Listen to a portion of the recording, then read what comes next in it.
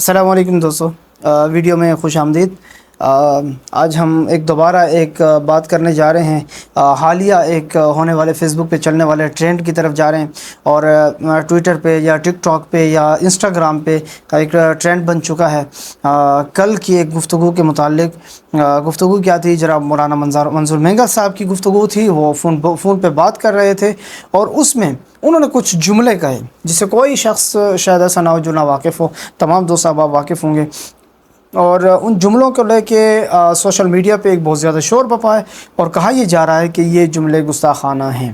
ٹھیک ہے، تو ہم اس پہ آج تھوڑی سی ایک روشنی ڈالیں گے، کیا یہ جملے گستاخانہ ہیں یا نہیں ہیں، یا ہمیں کیا کرنا چاہیے، یا ہم ان جملوں کو بارہا گستاخی کہہ کے کہیں خود گستاخی کے مرتکب تو نہیں ہو رہے۔ یہ تمام چیزیں جو ہیں ان پہ ہم ایک نظر ڈالیں گے۔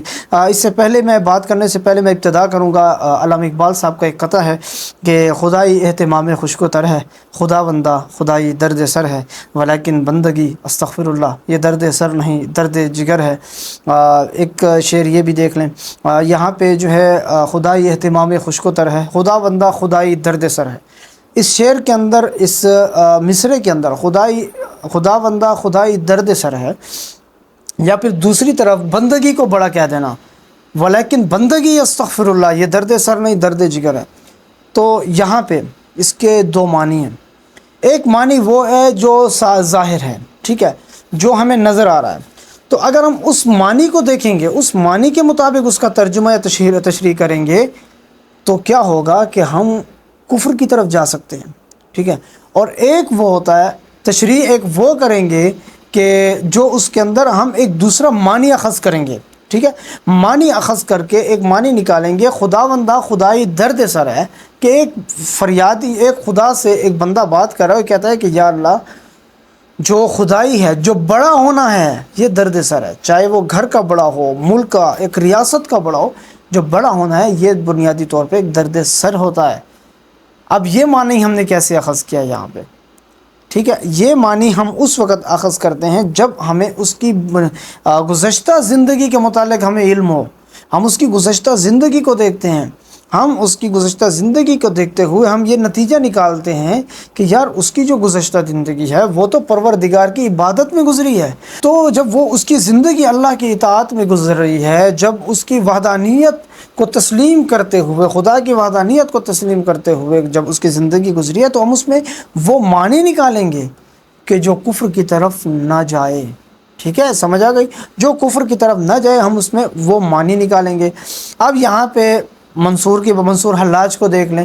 منصور حلاج کو جو صوفیاء ایک ایج دیتے ہیں، جو صوفیاء کرام منصور حلاج کو لے کر ایک اس کو راستہ دیتے ہیں کہ جی اس نے جو بات کی تھی، ان الحق کا جو نعرہ لگایا تھا، وہ کفر نہیں تھا۔ وہ کیوں کہتے ہیں؟ کیونکہ اس کی گزشتہ زندگی کو دیکھتے ہیں، اس کی جو جذب کی کیفیت تھی اس کو دیکھتے ہیں۔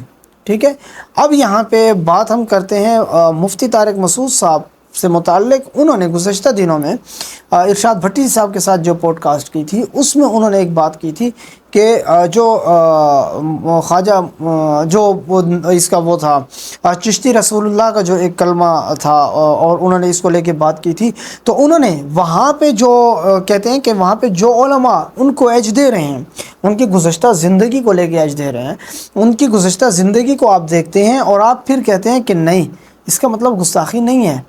گستاخی کیوں نہیں ہے؟ کیونکہ یہ شخص گستاخ نہیں ہے۔ جب یہ شخص گستاخ نہیں ہے تو وہ گستاخی کر ہی نہیں سکتا۔ یہاں پہ یہ جتنے معاملات ہیں، ہم جب بھی ان چیزوں کو دیکھتے ہیں، آج کا شدت کیا ہے؟ شدت انہی چیزوں کی تو ہوتی ہے کہ آپ بات کرتے ہیں اور آپ کی بات شدت میں چلی جاتی ہے، اور اس کے بعد جو ہے دوسرا معنی نہیں نکلتا، لوگ دوسرا معنی لیتے نہیں ہیں۔ آپ اس میں آپ ادب کی کمی کہہ لیں، لوگوں میں جو ہے سمجھنے کی صلاحیت کی کمی کہہ لیں، یا آپ کے جو ہے سوشل میڈیا کی رسائی کہہ لیں، یا جو بھی کہہ لیں۔ ہر شخص اپنے ایک اینٹ کی مسجد بنا کے بیٹھا ہے، وہ اپنے تبصرے ہوتے ہیں، تو ہر بندے کا تبصرہ کرنے والے کے 1-2 فالوورز نکل آتے ہیں۔ یہاں پہ یہی سارا مسئلہ خراب ہوتا ہے۔ اب لیتے ہیں مولانا منظور مینگل صاحب کی بات کو۔ مولانا منظور مینگل صاحب نے جو بات کی ہے، تو اس بات کے اندر ان کا جو ظاہری مفہوم ہے وہ بھی بہت کم حد تک گستاخی کی طرف جاتا ہے۔ ٹھیک ہے، بہت کم حد تک جاتا ہے۔ گو کہ میں وہ شخص ہوں کہ میں مولانا منظور مینگل صاحب کے کبھی بیانات نہیں سنتا۔ آپ میں سے بہت سے لوگ سنتے ہوں گے لیکن میں نہیں سنتا، لیکن اس کے باوجود بھی میں یہاں پہ ان کو راستہ کیوں دے رہا ہوں؟ صرف اس وجہ سے دے رہا ہوں کہ ان کا جو ظاہری مفہوم ہے، ہم شاعر ہیں، ہم تشریحات کرتے رہتے ہیں، ایک ایک چیز کی، تشبیہات کی، کنایوں کی، ہر چیز کی ہم تشریحات کرتے ہیں، تو ان تمام چیزوں کو لے کے اگر میں ان کو راستہ دے رہا ہوں تو اپنی ادبی صلاحیتوں کو لے کے ان کو راستہ دے رہا ہوں۔ ان کی جو تشریح اگر میں کروں گا تو میں پہلا معنی جو ظاہری معنی ہے میں وہ نکالوں گا، ظاہری معنی اس کا گستاخی بنتا ہی نہیں ہے بھائی، تو آپ نے ان کو گستاخ بنا دیا۔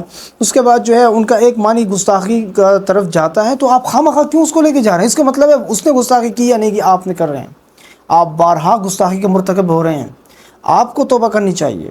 تو انہوں نے جو بات کی گو کہ ان کو نہیں کرنی چاہیے تھی، اور میں سمجھتا ہوں کہ شاید یہ اللہ کی طرف سے ان کے اوپر آزمائش بھی ہے، اور یہی چیز ان کو سمجھنی چاہیے، کیونکہ ماضی میں اگر کسی کی زبان سے کوئی لفظ نکل بھی گیا تو منظور مینگل صاحب نے اس کو چھوڑا نہیں ہے، انہوں نے یہاں تک بھی کہہ دیا تھا کہ جو شخص کو ایک بار گستاخی کر دے اس کی کوئی رعایت نہیں ہے، جو انہوں نے کہا تھا۔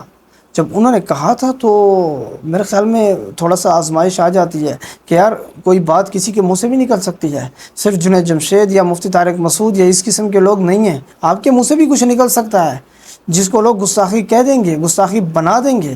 اور افسوس اس بات کا ہوتا ہے کہ اس بات کو لے کر صرف ایک مخصوص جماعت، اور مزے کی بات ہے ہمارے مکتب فکر کی جماعت ہے، ایک مخصوص جماعت کے لوگ، سوشل میڈیا ایکٹیوسٹ اس بات کو اچھال رہے ہیں، اور بارہا بس ان کو گستاخ بنانے پر ہی تلے ہوئے ہیں کہ ہر حال میں تم بھائی گستاخ ہو، تم نہیں ہو تو ہم تمہیں بنائیں گے، تمہارے باپ کو بھی بنائیں گے گستاخ۔ یہ انداز ہو رہا ہے، اور کیا ہو رہا ہے؟ ٹھیک ہے جی، تو اگر وہ گستاخی میں کے مرتکب ہو رہے ہیں یا نہیں ہو رہے ہیں؟ آپ ہو رہے ہیں۔ انہوں نے جو بہرحال اس کے بعد جو ہے مولانا منظور مینگل صاحب نے جو وضاحت کی، میں اس کی بھی بالکل حمایت نہیں کروں گا، انہوں نے جو بات کی میں اس کی بھی مذمت کروں گا۔ ان کی جو وضاحت تھی وہ بھی شاید اتنی زیادہ وہ نہیں تھی کہ میں اس کی مذمت کروں، کیونکہ اس وضاحت میں کافی شدت ہے۔ دوست احباب کا معاملہ الگ ہوتا ہے، سوشل میڈیا کا معاملہ الگ ہوتا ہے، ان تمام چیزوں کو سمجھنا چاہیے۔ بہرحال اللہ تعالیٰ ہم سب کو ہدایت کے راستے پہ چلائے، اللہ تعالیٰ ہمیں ہمیشہ اس قسم کی آزمائشوں سے بچائے رکھے۔ ملتے ہیں اگلی ویڈیو میں، اللہ حافظ۔